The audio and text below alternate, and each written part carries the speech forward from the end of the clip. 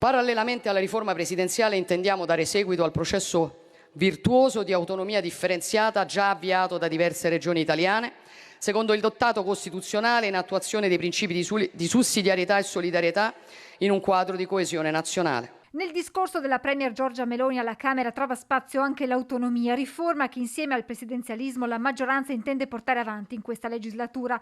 Parole accolte con soddisfazione dal presidente del Veneto, Zaia. Non avevo dubbi, anche perché penso che noi siamo assolutamente in linea. La Costituzione è chiara, si parla spesso di autonomia differenziata. Non è altro che un federalismo fatto su misura. È assolutamente un banco di prova, quantomeno per le regioni che hanno chiesto l'autonomia, anche se oggi le regioni non sono solo quelle del nord, perché ci sono molte regioni a livello nazionale che chiedono ovviamente l'autonomia differenziata. So che il ministro Calderoli sta già lavorando sul fronte del progetto autonomia.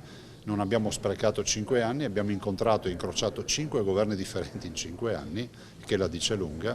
Io spero che si concluda velocemente. Ma il governatore sottolinea come in questo momento la priorità del nuovo esecutivo sia un'altra. Io penso che adesso il governo debba assolutamente risolvere il problema del caro bollette. Questo è il primo problema, perché ricordo che un 10% di popolazione anche veneta, su 500.000 persone, vivono alle soglie della povertà.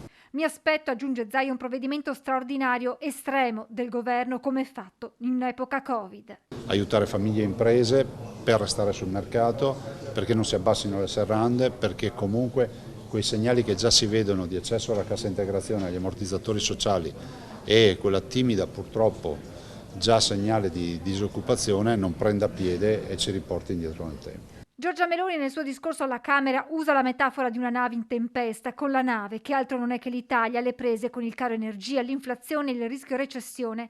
Siamo stati incaricati dagli italiani di riportare questa nave in porto, ha detto la neo Premier, sottolineando l'impegno del suo esecutivo proprio sul fronte caro bollette.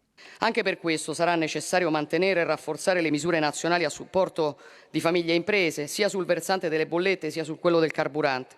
Un impegno finanziario imponente che drenerà gran parte delle risorse irreperibili e ci costringerà a rinviare altri provvedimenti che avremmo voluto avviare già nella prossima legge di bilancio.